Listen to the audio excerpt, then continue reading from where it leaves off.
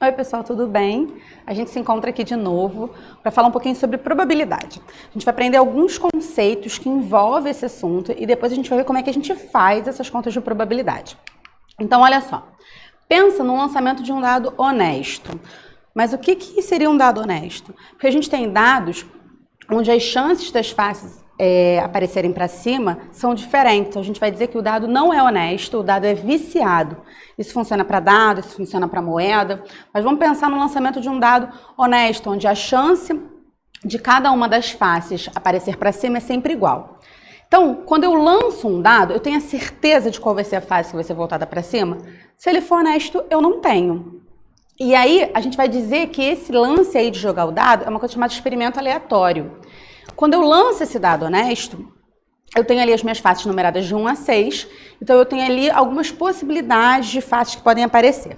Um outro exemplo que pode fazer a gente entender esses conceitos se trata do lançamento de uma moeda honesta, e eu tenho a face cara ou coroa. Então, para isso, a gente vai aprender alguns conceitos matemáticos. O primeiro deles, a gente aprendeu um nome de uma coisa que a gente já viu no ano passado, chamada análise combinatória. O que é a análise combinatória? A análise combinatória vai estudar as possibilidades que satisfazem um critério. Mas o que seria isso? Imagina se eu quero combinar algumas coisas. A análise combinatória vai estudar isso. E a gente vai ver uns exemplos nos slides um pouquinho mais para frente. E aí, a gente vai usar a análise combinatória que vai estudar as possibilidades, as combinações que eu tenho ali para fazer os cálculos de probabilidade. E a probabilidade tem 3 conceitos bem importantes. O experimento aleatório, que está aqui. O que seria o experimento aleatório? É o experimento que a gente não sabe qual é o nosso resultado final. Então, por isso que a gente chama ele de experimento aleatório, porque o resultado é aleatório. Tipo, o lançamento do dado, o lançamento da moeda, sorteios de maneira geral. E aí, a partir desse experimento aleatório, eu preencho uma coisa chamada espaço amostral.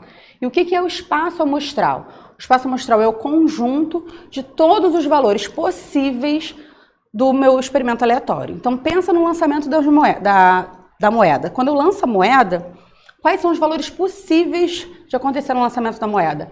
Cara ou coroa. Isso é o meu espaço amostral. Pensa agora no lançamento do dado. Se o meu dado está numerado de 1 a 6, as possibilidades ali que eu tenho de ocorrência vão ser os números de 1 a 6. Então, isso é o meu espaço amostral. Agora, o meu evento é um subconjunto, é uma parcela do meu espaço amostral. Então, imagina que eu falo assim, olha, eu vou lançar um dado honesto. E aí eu falo quais são as chances, ou qual é o evento, vou melhorar, qual é o evento de sair um número par. E aí eu quero uma parte, eu quero uma parcela do meu espaço amostral, eu quero um subconjunto desse espaço amostral. Meu espaço amostral, os números de 1 a 6, e o meu evento, os números 2, 4 e 6, ok? Vamos fazer uns exemplos para a gente fixar e entender essas coisas que às vezes ficam meio soltas. 4 equipes, A, B, C e D, vão disputar as finais de um campeonato interescolar de vôlei. Daniel fez um esquema para analisar as possibilidades de classificação das equipes. Se é um campeonato, todas as equipes vão ali meio que se enfrentar. Olha o que o Daniel pensou. Ele colocou ali, ó. O A, ele pode sair. O A pode estar em primeiro lugar, o B pode estar em segundo, ó, acompanha essa primeira linha. O A em primeiro, o B em segundo, o C em terceiro, o D em quarto. Ele está pensando em todas as possibilidades de classificação. E aí, se o A for em primeiro, eu também posso ter A em primeiro, C em segundo, B em terceiro, D em quarto. Ele está vendo todas as variações. Isso aqui que ele fez se chama árvore de possibilidades. Essa árvore de possibilidades estuda todas as maneiras de a gente combinar isso. Para que a gente vai usar isso? Para aquele negócio que eu falei lá antes, análise combinatória, que estudava todas as possibilidades daquele evento. É isso que o Daniel fez. E em muitos casos, a gente só consegue fazer usando a árvore de possibilidades. Mas uma outra maneira da gente fazer isso é a gente estudar como funciona isso. Quantas opções eu tenho para ocupar o quarto lugar? Quantas opções eu tenho para ocupar o segundo lugar? Terceiro lugar, o primeiro lugar e assim por diante. A gente consegue montar e saber quantas possibilidades eu tenho sem ter que passar por essa árvore de possibilidades. Olha o que eu fiz. Peguei aqui, coloquei num quadro todas as chances, todas as combinações possíveis do A ocupar a primeira posição. Então, olha só. O A pode ocupar a primeira, e eu tenho duas opções em que o B ocupa a segunda, porque eu estou variando só o C e o D. Eu posso o A ainda em primeiro, porque essa tabela é só do A vencendo. Eu posso ter duas opções do C em segundo, e aí eu estou variando a opção do B e do D. Tá vendo que ele só está mudando a ordem dessas coisas, ele está estudando as possibilidades de ocorrência daquilo? Então, isso que ele está fazendo se chama análise combinatória, porque ele está verificando todas as combinações possíveis, ok? Vamos pensar nesse caso aqui, ó. Eu tenho que escolher um sanduíche. E aí eu vou lá, eu tenho uma opção de tamanho, eu tenho uma opção de tipo de, tenho opções de tipo de pão, eu tenho opções de recheio. E aí, como é que eu posso montar esse sanduíche? Eu posso fazer por árvore de possibilidade, ó. Eu escolho um tamanho, a partir desse tamanho eu tenho opção de 3 tipos de pães, em cada um desses pães eu tenho 3 opções de recheio. E a gente monta todos. Mas, Priscila, será que existe uma maneira um pouquinho mais fácil de eu fazer isso? Você tem que fazer esse monte de coisa e verificar todas as opções. Se eu não quiser saber a opção, se eu quiser saber apenas a quantidade de opções que eu tenho, claro que tem. A gente vai fazer essa continha aqui, ó. Eu vou multiplicar a quantidade de opções de tamanho que eu tenho pela quantidade de opções de pães, pela quantidade de opções de recheio. E aí, quando eu misturo essas opções, eu consigo saber todas as opções possíveis de lanche que a gente vai ter. Então, olha como é que ficaria a nossa conta. São duas opções de pão, vezes duas opções de tamanho, vezes 3 opções do tipo do pão, vezes 3 opções de recheio. E aí, quando eu multiplico tudo isso, eu acho 18. Então, eu tenho 18 possibilidades diferentes de montar o meu sanduíche.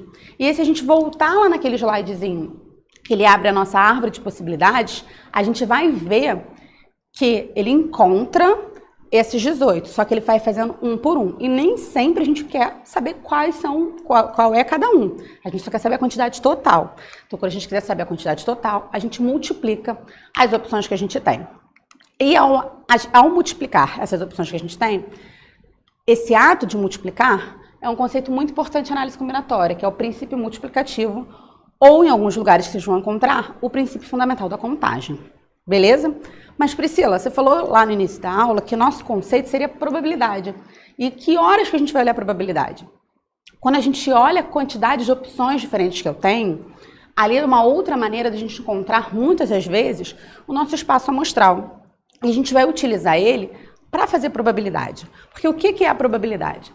Probabilidade, a gente calcula, a probabilidade, ele calcula as chances de um evento ocorrer. E aí, como é que a gente faz esse cálculo? A gente divide a quantidade de elementos do nosso evento pela quantidade de elementos do nosso espaço amostral. Em alguns lugares, vocês vão ver escrito assim, ó. Probabilidade é a razão entre o número de casos favoráveis sobre o número de casos possíveis. Então, quando ele fala de casos favoráveis, ele se refere ao evento, que é aquilo que eu estou querendo. Quando ele fala de casos possíveis, ele se refere ao espaço amostral, que é tudo que pode ocorrer naquele experimento aleatório. Beleza? Vamos ver aqui um exemplo.